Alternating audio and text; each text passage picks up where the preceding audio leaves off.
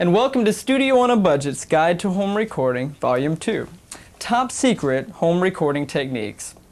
We'll be building this time on what we learned in Volume 1 and focusing this time on specific techniques that you can use in your home studio to make your home recordings sound like the pros. We'll be covering a lot of material, so don't feel obligated to watch everything in one sitting. Once you've learned something, stop the tape and then try out your new techniques in your home studio. These techniques will mean nothing if you don't apply them. So I know what you're thinking. Why are these top secret home recording techniques? Well, if you've ever done recording at home, then you know how frustrating it can be when you compare your new tape to your favorite CD. Why doesn't your recording sound as good as this one? Well, most people just rationalize this artist had a huge budget and went into an equally huge recording studio, and that's how they got that great sound. Well, there's a certain amount of truth in that, but this attitude is a cop-out. Here's the real truth. There isn't one good answer to why the professional studio recordings sound fantastic, but there are many individual techniques that producers and engineers use to make them sound so good. These techniques are often not available to you as a home recording artist, so they appear to be top secret. Well, I'm going to teach many of them to you. In the bigger studios, you're paying not only for all those expensive toys, but for the engineer who knows these top secret techniques for making recordings sound expensive. Well, here's the good news. By carefully applying these techniques to your home recordings, I guarantee you'll be making tapes that rival the big studios. All right, now that you're psyched up, let's begin.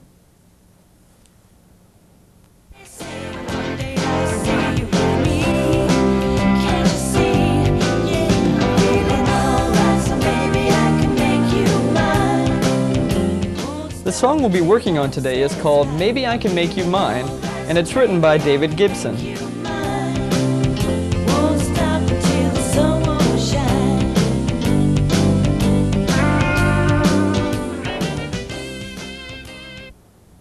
Our goal today is to get a very good sounding demo tape. Now in Volume 1, we started at the very beginning with a blank tape and then built the song one track at a time.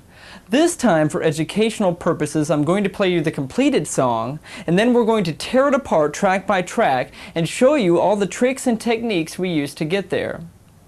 Here's how the recording procedure chart looks for this song. As it turned out, we had just enough tracks for all of our parts, so it wasn't necessary to do any track bouncing on this song. If we were using a 4-track, we would definitely have had to bounce. If you're recording on a 4-track, check out Volume 1 of this series for a complete rundown on bouncing. We put the lead vocal on track 1 and strengthened the vocal by having our singer double the same part on track 2, panned in the opposite direction. Don't worry, I'll explain all of this when we get there. We put our backup vocals on tracks 3 and 4, the bass guitar on track 5, rhythm guitar on track 6, and the saxophone lead on track 7. The drums and piano parts were recorded on our computer sequencer. Why? Well, believe it or not, these parts will actually play along live with the 8-track machine, synchronized with SMPTE timecode, thus expanding our track capabilities and giving us a cleaner sound in the process. Since your song probably contains vocals as well, let's start by analyzing how we got this nice vocal sound on a budget.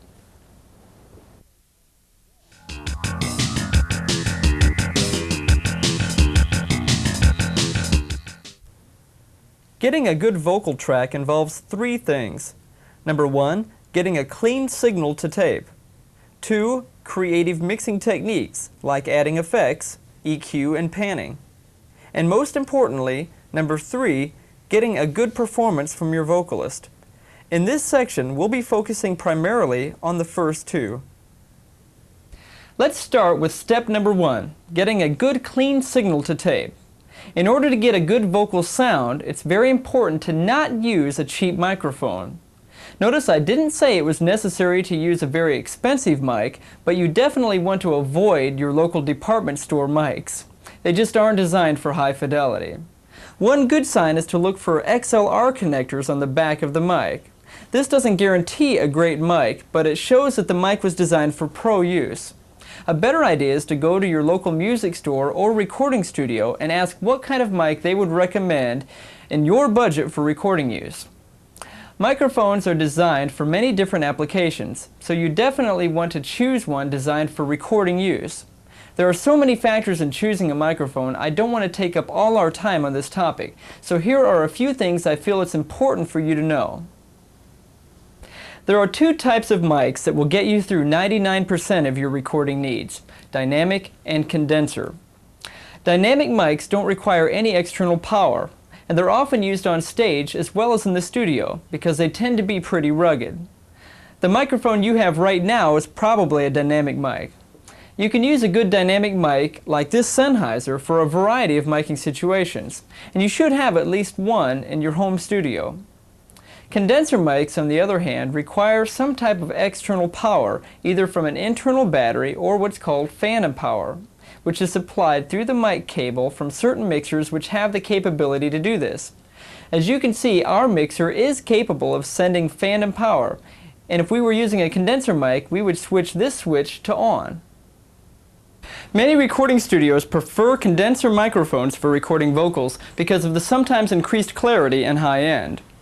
Okay, we've got a good microphone, so now we're on our way. But there's another thing we can add right now to make our vocal track sound better, and that's this.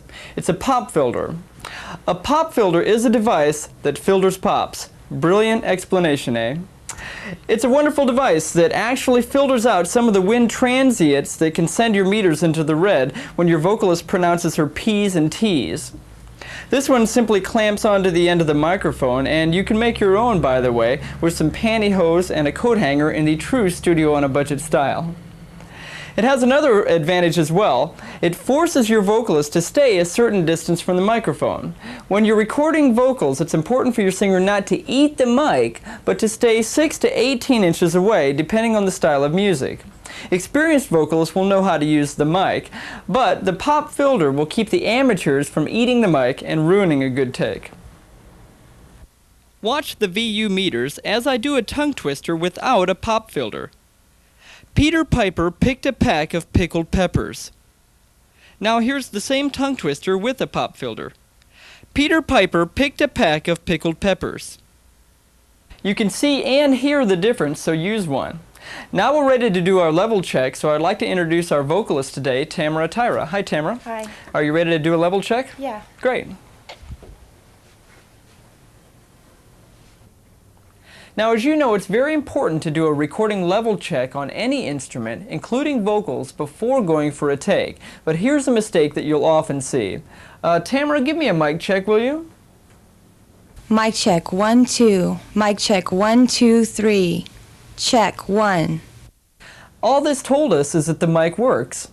The real reason we do a level check is to ensure the cleanest, strongest signal possible going to tape. We must have a good level to achieve a good signal-to-noise ratio, and we must have a good signal-to-noise ratio to get a good home recording. So this is very important. The performer should pretend she's recording when doing the level check. You don't want to be surprised when she sings 3 times louder during the take than she did during the level check. Besides, if your performer is nervous, often you can record the rehearsal without her knowing it, and you'll be surprised at how many times you get a great take because there was no pressure. I'm serious, you should try this. Alright, now that we've got a good microphone hooked up, a pop filter installed, and our level set, we're ready to record the vocals, right? Nope. What I'm about to tell you about is one of the biggest secrets for getting a better sound in your home recordings. It's called a compressor. A compressor is a device that limits the dynamic range of the signal. Simply put, it makes the loud parts softer and the soft parts louder. But it does it much faster and more efficiently than you could if you were riding the fader, which I'll demonstrate in a moment. Often it's called a compressor/limiter, but a limiter is really just a compressor taken to the extreme. Now you're probably thinking, why would I want to limit the dynamic range? I thought compact discs were so great because they had this really wide dynamic range. Well, they are. And in classical music, this is really important. Most other types of music, though, including rock and jazz, have a very limited dynamic range. Everything is pretty loud. A compressor helps smooth out the levels for each of the tracks so that everything can be more easily heard. I'll show you how it works. Here's a vocal track recorded without a compressor, soloed on the 3 and 4 VU meters. Notice that the level is jumping somewhat erratically, indicating that the level is not constant. This is because Tamara naturally sings some things louder and some things softer. Also, you can hear that as she sings softer, the vocal gets drowned out by the bass and the drums, and we definitely don't want that. The vocals are one of the most important elements of a song, and we need to be able to hear them. Now, I'll have Tamara sing the part again, but this time I'll try to limit the dynamic range manually by riding the fader.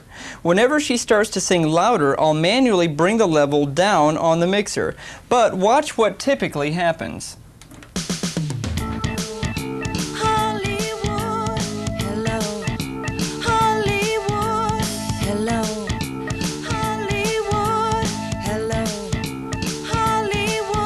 As you can see and hear, by the time I hear her getting loud and adjust the level, it's often too late and we end up with uneven volume levels. The compressor is more efficient than I am, and it can make the changes very quickly and very smoothly. I'll turn the compressor on and have Tamara sing again. I tell the compressor to what degree I want the levels adjusted with these controls on the front. Hello.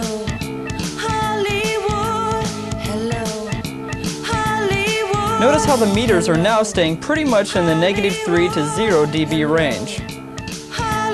And the whole vocal track fits into the mix much better. Here's an important thing you should know, however. You can very easily overdo it with compression and take all of the life out of your track, so compress with care. If it starts to sound unnatural, back off on the compression a little bit. So the bottom line is this. If you don't own a compressor now, buy one. It's extremely useful in making sure that you can hear everything well in the final mix, and it's one of the most important things you can add to help you get that professional sound. Before we record the vocal though, there's a characteristic of all microphones we need to understand. It's called the proximity effect. The proximity effect occurs when you get exaggerated bass frequencies when your vocalist is very close to the mic. And you must learn to control it to get a good vocal sound. As you probably know, you want your vocalist to stand fairly close to the mic, 6 to 18 inches usually, so that you'll hear mostly the sound of the vocal and not so much of the room. That is, unless you've got a screamer. You're not a screamer, are you, Tamara? Good. Having the vocalist so close to the mic, though, may result in having too much bass in the voice. I'll show you what I mean. Listen to the increase of bass in Tamara's voice as she gets closer to the microphone. You never tell me you love me, so I wait by the water and wonder. I know you're still thinking of me, I can't tell by the spell that I'm under. You think I'm gone, you got another thing coming, I'm still deeply in love with you. My love for you is simply overflowing, and I know you feel it too.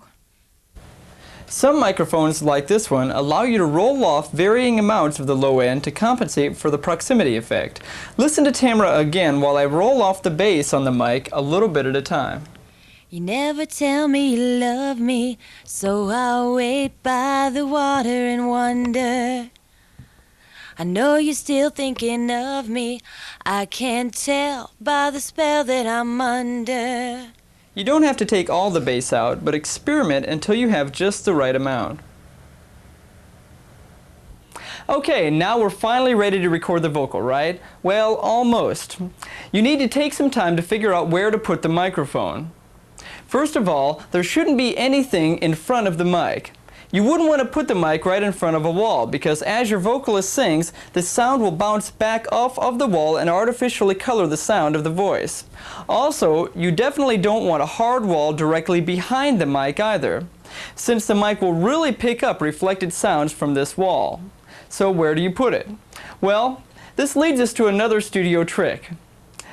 Putting dampening materials on the walls.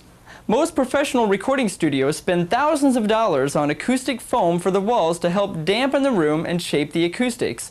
Well, I'm not suggesting that you sell the car to redesign your room's acoustics, but I do recommend that you put acoustic foam, carpet, or heavy blankets over 2 of the 4 walls in your home studio. Why only 2? Well, because you don't want the room to be completely dead, just partially. Then put your singer's mic 3 to 4 feet in front of the foamed wall facing it. If you can't afford commercial acoustic foam, try what I've done. This is therapeutic foam that's used in hospital bedding for people with back problems. You can get it at most department stores in the bedding department, and it does a really nice job of deadening the room. Now, this is not soundproofing, mind you, just deadening. You'll still have to deal with the outside traffic noise and the kids playing in the yard. One more thing before we lay the vocal track down. Always record your vocalist with the microphone firmly mounted on a microphone stand. Never let the singer go handheld with the mic. If she really can't make the adjustment, give her another mic to hold on to so she'll have something to do with her hands. Also, I will position the mic so that she'll have to sing up into it. You'll usually get a better vocal tone from your singer this way. Oh, and if she hasn't memorized the lyrics, put the lyrics on a mic stand. It's disheartening to hear the sound of papers rustling when you go to mix. Now we're ready to record the vocal, right? Yes. You're probably thinking that this is an extraordinary amount of hassle, but believe me, once you get used to doing these things, it won't take any time at all, and you'll get a consistently good sound every time, and that's what it's all about. We're ready to record, so the first thing we do is give the singer a pair of closed-ear headphones. This set of headphones are open-ear, and this set is a closed-ear design. Open-ear headphones are nice for normal listening because they let you hear what's going on around you more than these. But open-ear headphones also leak out a certain amount of sound, and this is bad for recording. We don't want any sound but the vocal going on this track. In fact, if sound from your headphones leaks through the mic and onto the track, and then you later change something on another track, the vocal take could be ruined. Also, if you crank up the volume in the singer's open-ear headphones, you'll get feedback. This is not a pleasant experience, so use closed-ear headphones. Once your levels are set, you might want to give your vocalist a certain amount of effects in her headphones, and by this I mean primarily reverb or delay. Most singers prefer the way their voice sounds with a little reverb added, and it may help them give a better performance. I'll talk about effects more when we mix down the song, but in the meantime, here's a strong recommendation. If possible, don't record with effects, but add them later in the mix. Whether or not you can do this will depend on how much equipment you have, but waiting till mixdown to add effects will give you a lot more flexibility in terms of controlling the sound and being creative. Okay, here we go. Ready, Tamara?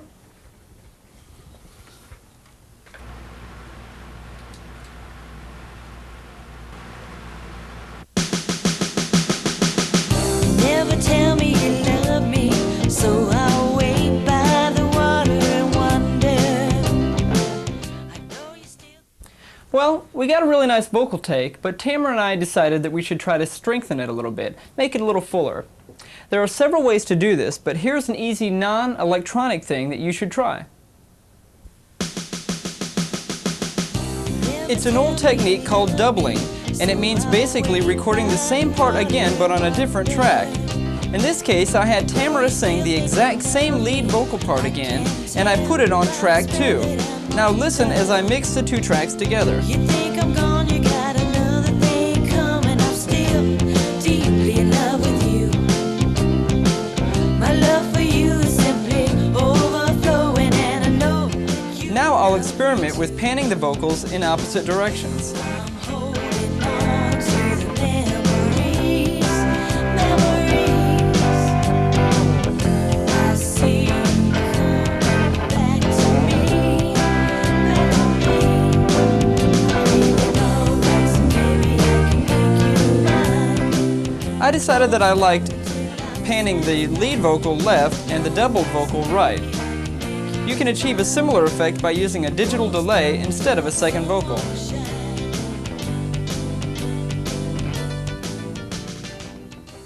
Once the lead vocal tracks were laid down, the last thing to record were the backup vocals, and here's how we did it. Since Tamara is our only singer today, she'll sing the backup vocals as well. We'll record them one at a time, but before we do, I find out during which parts of the song she'll be singing. Why should I care? Because by knowing when she won't be singing, I can pull down the mic fader on the mixer during these parts, and this will leave that track absolutely clean during the parts which have no backup vocal, in this case the verses. This way we automatically eliminate any breathing, throat clearing, etc. that otherwise would have been recorded on this track. Now that the first backup vocal track is laid, we simply repeat the process for the second backup vocal track. Notice that as I record, I do two things. Number one, I write down everything on the recording track sheet. You should never record without one. Number two, I always label each track's fader so that I'll know which track to bring up on the mixer. Here's a helpful hint in this area. You may be tempted to use masking tape on your mixer, but masking tape can peel off the finish of the mixer and leave a sticky goo. Instead, try this stuff. It's called artist tape. Spread it out across the mixer and label everything. This will save you an enormous amount of time that you can spend being creative. Now that is a helpful hint. Okay, we're on our way now. Remember, we're working backwards. And in reality, the vocals were laid down last. Now, let's work backwards to the tracks we recorded before the vocals.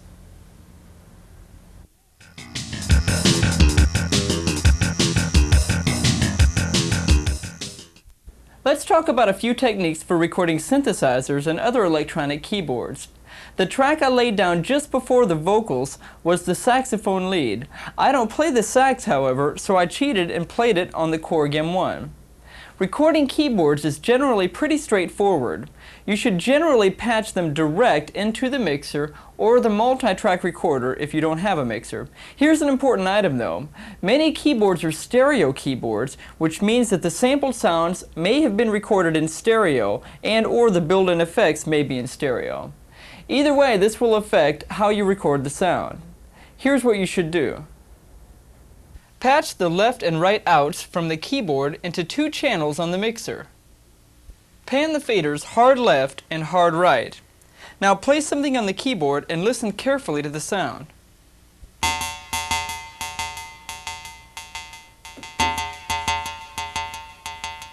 Can you hear things coming discreetly out of each speaker? Some sounds are obvious, like this one. Many of these keyboard sounds were designed to be heard in stereo, so if you have the tracks, you should definitely record them in stereo. This will make your final mix sound bigger and more full. If you're working with a limited number of tracks though, you may not have the luxury of recording all of your keyboard parts in stereo, so you should only dedicate 2 tracks to the parts that you have to have in stereo.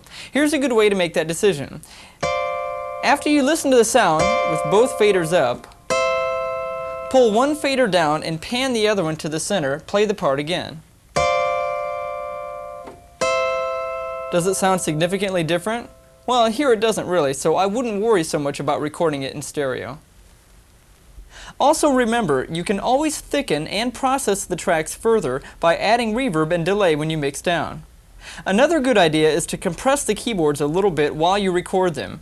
I generally don't compress them as much as I compress the vocals, but you definitely want to keep them from pinning your level meters into the red. The part I recorded here was a saxophone lead.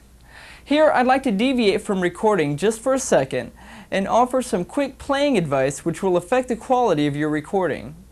When you're emulating another instrument from a synthesizer, a sampler, or a drum machine for that matter, it's very important to play the keyboard in the way that that instrument would be played by a real person. In other words, if I play this saxophone lead with standard keyboard phrasings, it's not going to sound much like a saxophone. First, saxophones can only play one note at a time. And second, saxophonists have their own unique way of phrasing parts that are different from piano players. If, on the other hand, I pretend I'm a saxophonist while playing it, really try to emulate a sax player's playing,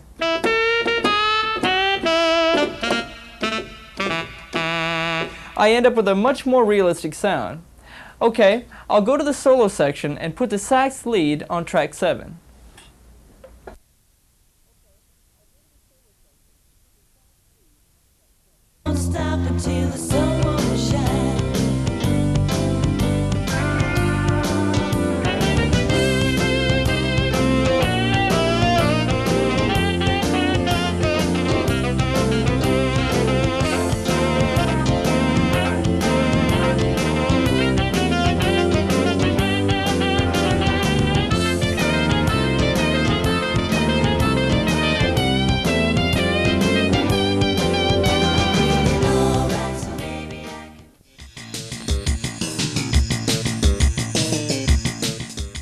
Let's go back to track 6, which is the rhythm guitar track.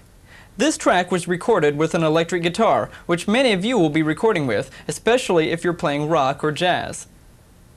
There are basically two ways to record the electric guitar: direct and miking. Which is better? It depends on the sound you're going for. In most rock and roll situations, and in the song I've recorded, I recommend miking the guitar amplifier. This allows your guitarist, or you, to get exactly the tone he's going for by utilizing the following factors: the tone controls and pickups on the guitar, the effects boxes, things like delay, chorus, and distortion and flanging, and the tone controls on the amp itself.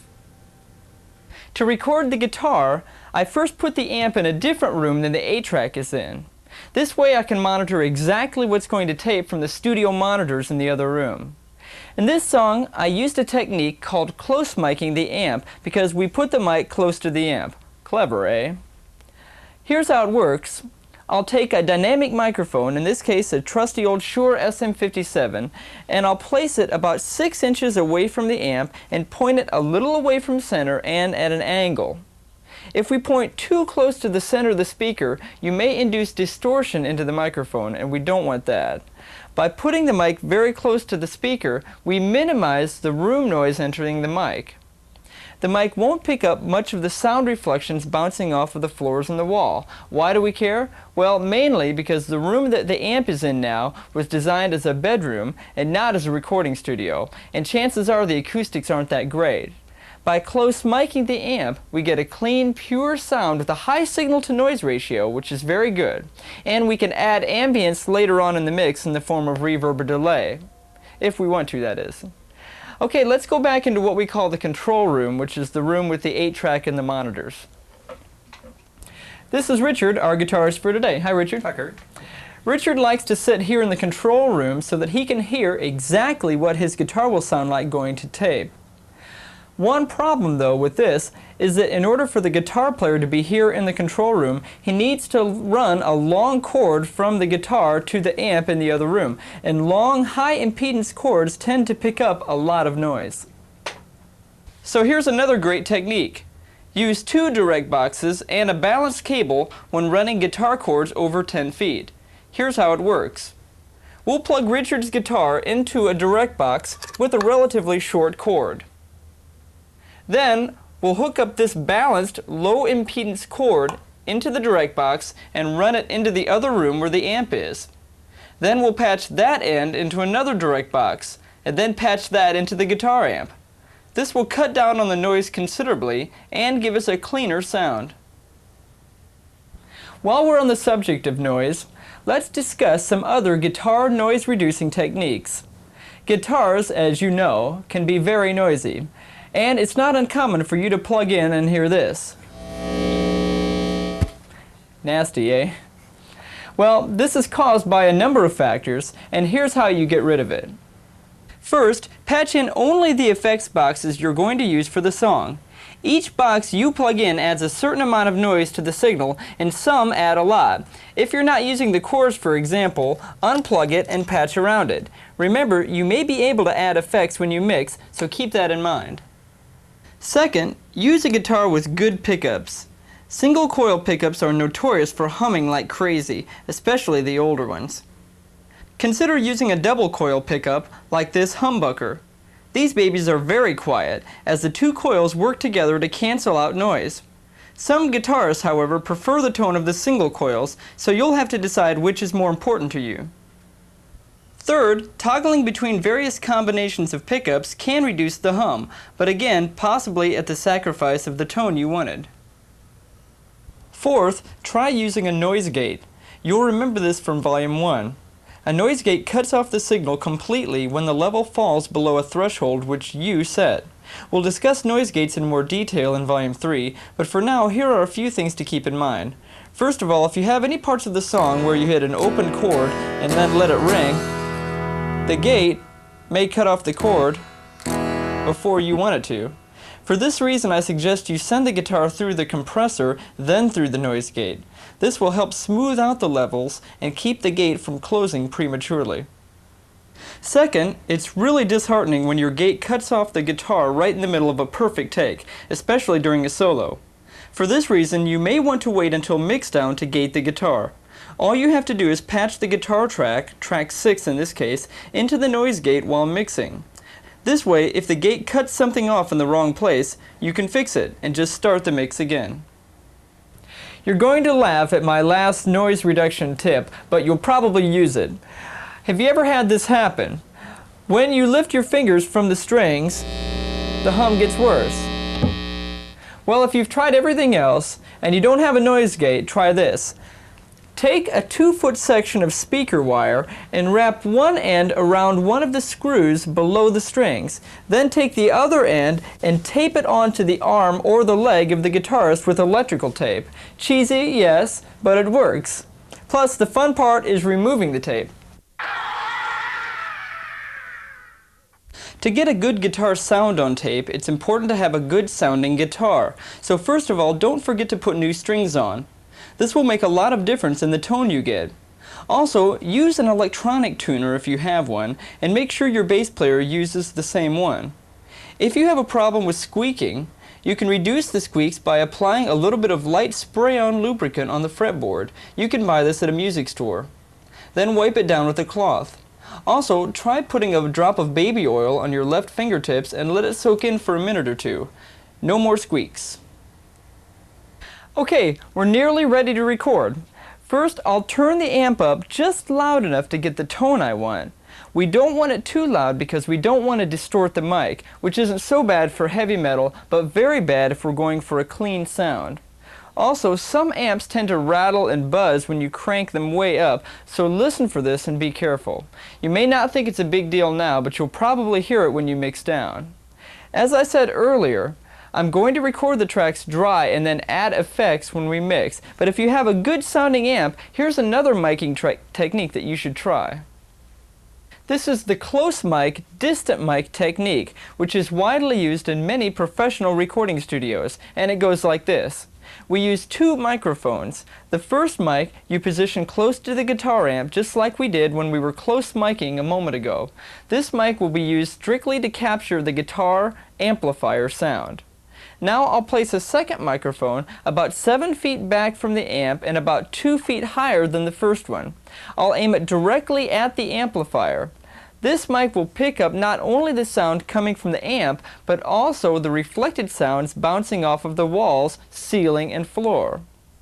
This natural reverb will give the guitar a spacious, big quality which can be very nice.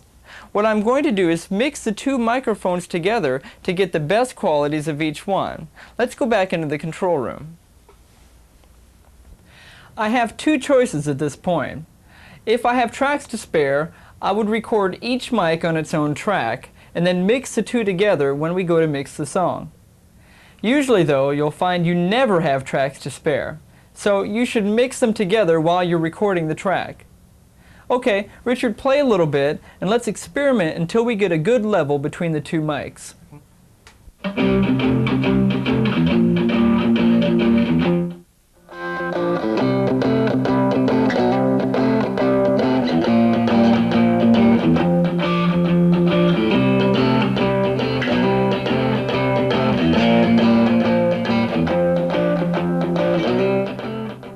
One thing you'll want to watch out for whenever you use 2 mics together on the same thing is something called phase cancellation. This happens when sound waves arrive at the exact same time and cancel each other out. And if you notice that certain frequencies are disappearing when you mix the 2 mics together, this is what's happening. Here are 3 cures. 1. Move the distant mic back a little bit until the problem clears up. 2. Put blankets or foam on the floor between the mics to help cut down on the floor reflections, which can add to phase cancellation. And 3. Some mixers have a switch that lets you reverse the phase on the input, so just switch it on one of the mics. Mine doesn't, so that option's out for me. Another option for recording the guitar is to run it directly into the board without any amp. This gives us an extremely clean and pure sound. Now it really wouldn't work too well for this particular song, but if we add a little bit of reverb or delay, sounds pretty good. This would sound especially good in a blues or a jazz song.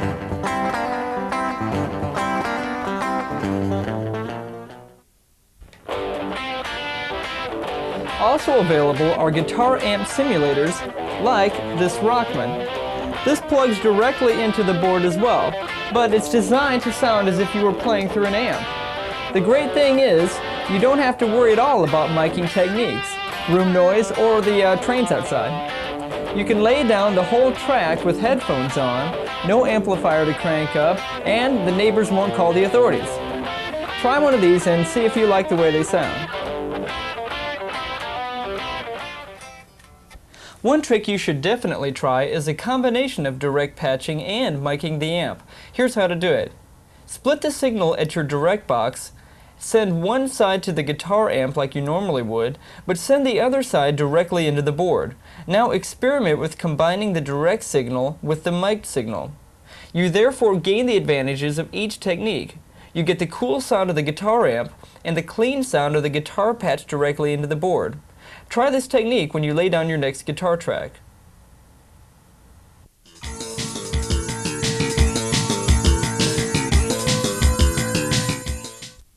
On track 5, we recorded the bass guitar, recorded today by bass virtuoso Steve Swain. Hi, Steve. Hi, Kurt. 90% of the time, you'll get the best sound from the bass by plugging the bass directly into the board as opposed to miking the bass amp. So you can tell your bass player to leave his bass cabinet at home. Steve, leave your bass cabinet at home. I'll do it. One thing you'll definitely want to do is run the bass through a compressor. The lower bass strings tend to be louder than the higher ones, and also some bass players will go crazy on you and start slapping the strings. Not you though, Steve, right? All of this means that your VU meters will be pinning the red if you don't use a compressor, so use one. The bass provides a foundation for the rest of the music, and by compressing the bass, you'll make sure that the foundation is a stable one throughout the entire song. When you compress though, always keep in mind that you can overdo it. Too much compression on the bass can boost the really low frequencies, so be careful. Some basses may put out way too much bass, and you may have to use your EQ on your mixer to cut down certain bass frequencies.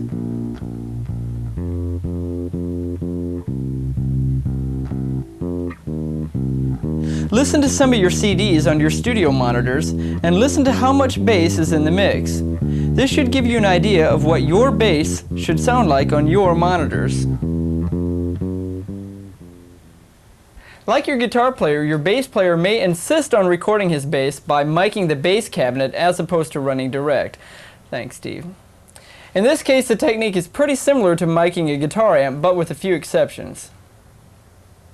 First, stick the bass on a pillow. This will help cut down reflections from the floor. Now take some foam and tape it around the casters and other metal parts of the amp, because they'll be the first to start rattling when you crank up the amp.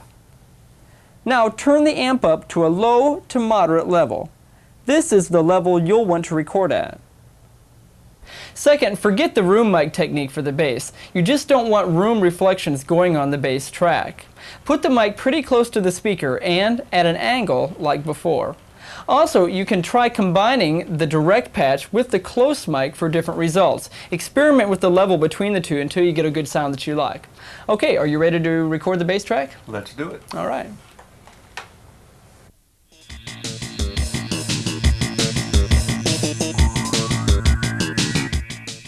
Well, here we are at the first tracks we laid down for this song, the piano and the drum machine tracks.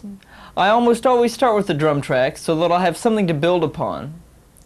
Now, the interesting thing here is that neither the drum machine nor the piano parts are going to be recorded on the 8-track recorder. Instead, we'll be recording both on a computer sequencer, which in this case is built into our keyboard, the M1, and synchronizing the sequencer to the 8-track. Since I explained how sequencing works in Volume 1 of this series, I'd like to take some time now to show you some specific techniques to how to put this to work for you in your home recording projects. My drum machine and my keyboard both have sequencers built into them. We're now going to synchronize them to the 8-track recorder so that everything will play simultaneously. There are 3 ways to do this little bit of recording magic. All of them involve laying down a computer synchronizing tone onto one of the tape tracks, usually the last one, in this case track 8. They are FSK tone, Smart FSK tone, and SMPTE timecode. FSK, which stands for frequency shift keying, is the cheapest way to go, and consequently the least flexible and the most frustrating. I'll show you on my older computer sequencer how this works. First, you decide on a tempo for the song and tell it to the sequencer. Next, you record the FSK tone, the synchronizing tone, generated from the sequencer onto track 8 for the entire duration of the song. This procedure is done before you start recording any tape tracks, and this is what pros call striping the tape, although the term striping is generally reserved for SMPTE timecode, which we'll talk about in a moment. You should record at least 2 minutes more tone than you think you're going to need, so you don't run out at the end. In other words, if your song is 4 minutes long, lay down at least 6 minutes of tone or more. This way you can extend the song later on if you need to. Next, we go into the sequencer's clock mode and tell it to follow along with the tape deck. We do this by putting the clock into FSK mode, since it will be following an FSK signal. We start the tape deck rolling at the beginning, and as soon as the FSK tone starts, the sequencer will start playing. Not only that, but it will keep on playing for the duration of the song, perfectly following the tiny shifts in speed which plague all tape decks. Now, you're probably thinking, wow, this sounds great, and it's cheap too. Well, FSK has one big problem. You have to start at the very beginning of the song every time in order for the sequencer to track along with the tape deck. This will drive you absolutely crazy. If you want to punch in your guitar solo in the middle of the song, you have to start the 8-track playing from the very beginning if you want to hear the drum and the piano tracks. This is the big disadvantage to FSK, and that's why few professionals use it. It's cheap, but it's maddening. To make up for this horrible shortcoming, Smart FSK was invented. Smart FSK is like regular FSK, except that timing information is recorded inside of the FSK tone, which tells the sequencer what measure you're at any given time. Thus, if you were to start the tape deck in the middle, the Smart FSK would tell the sequencer that we're on measure 55 and begin playing. This is very elegant, and usually the sequencer will sync up pretty easily. To use this, make sure your sequencer can respond to MIDI song position pointer. You can look this up in the manual. The only bad thing about Smart FSK is that it's only used for audio recording, not video, and not a lot of studios use it. So if you think you might want to take your work outside of your studio, then you probably should not use Smart FSK. Consequently, I'm recommending that you spend a little extra money and use the industry standard form of synchronization, SMPTE timecode. SMPTE is short for the Society of Motion Picture and Television Engineers, the guys who invented this timecode, so I guess they could call it whatever they wanted. There are many types of SMPTE timecode, but the only one you'll need to know for audio purposes, at least for now, is called longitudinal timecode. This code, like FSK tone, is also generated as an audio signal, and if you were to listen to it, it would sound like this. Consequently, no one wants to listen to it, and it was designed not to be heard by human ears, only computers, like our sequencer. SMPTE timecode lays down timing information in hours, minutes, seconds, and frames. So if you saw this timecode number, you would deduce that we were at timecode 7 minutes, 15 seconds, and 5 frames. What are frames? Well, SMPTE timecode was first developed for video production, and in video there are 30 frames per second, in the United States that is. So by identifying frames, we can locate any part of our song within a 1/30th of a second accuracy. One other thing, you wouldn't want to assume that in this case we are 7 minutes and 15 seconds into the song.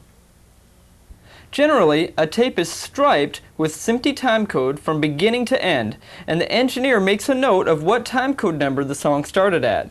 For example, if the song starts at timecode 5 minutes even, then at 7:15:05 we are a little over 2 minutes and 15 seconds into the song. So you can see, by laying down absolute timing information, we can go instantly to any part of the song with the 8-track, and our sequencer will go there as well. I'll show you how it works. If I start the tape at the beginning of the song, you can see that our song starts at simply 5 seconds even. And the sequencer begins playing along with the tape deck. Now I'll stop the 8-track and fast forward into the song. When I hit play, the synchronizer tells the sequencer that we're now further along into the song. Thus, the sequencer fast forwards as well and begins playing, perfectly in sync with the 8-track. Some sequencers can directly read SMPTE timecode and some can't. If yours can't, you can do what I've done. Purchase a SMPTE to MIDI converter. They're not really cheap, but they're a great investment. These converters do several functions, so here's what to look for. If your sequencer can read MIDI timecode, get one that converts SMPTE to MIDI timecode. If your sequencer doesn't read MIDI timecode, but can read MIDI song position pointer, get a converter that converts SMPTE to MIDI song position pointer. Some convert SMPTE to both and let you change the tempos and other cool stuff. There are several very important reasons to go with SMPTE timecode if you can possibly afford it.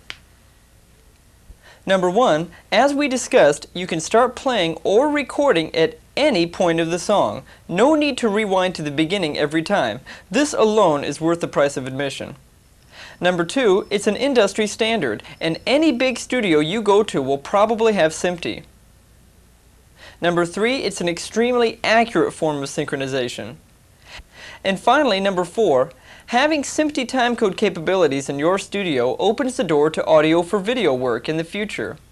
Just as you synced your sequencer up to track 8 on the 8-track, it's just as easy to sync your sequencer up to a videotape which has had SMPTE timecode recorded on one of the audio tracks. If you've been hired to score some music for a video, it's very easy for a video producer to give you a videotape with SMPTE on it. You can sync your sequencer right up to the videotape and watch the picture while you compose the music. So that's why I use SMPTE on this song, and now with all our tracks recorded and synced, we're ready to mix down. There are two main elements in creating a great sounding recording: getting a great sound recorded on the multi-track recorder or the sequencer, and using creative mixing techniques to polish and enhance the song. In this video, we've learned many of the techniques the pros use for getting a clean, good sounding signal to tape. We've also learned how to use the computer sequencer and SMPTE timecode to expand our tracks and recording capabilities. In Volume 3 of this series, we're going to spend a good deal of time on the mixing process. I'll show you the exact same mixing techniques the pros use to achieve that gold record sound. We'll also talk about effects like reverb and delay, noise gates, monitoring, EQ, and tips for getting a bigger and cleaner sound. I hope to see you there, and I thank you for watching. Remember, apply these techniques, and don't be afraid to experiment and break the rules. Sometimes the greatest things happen by accident. Good luck.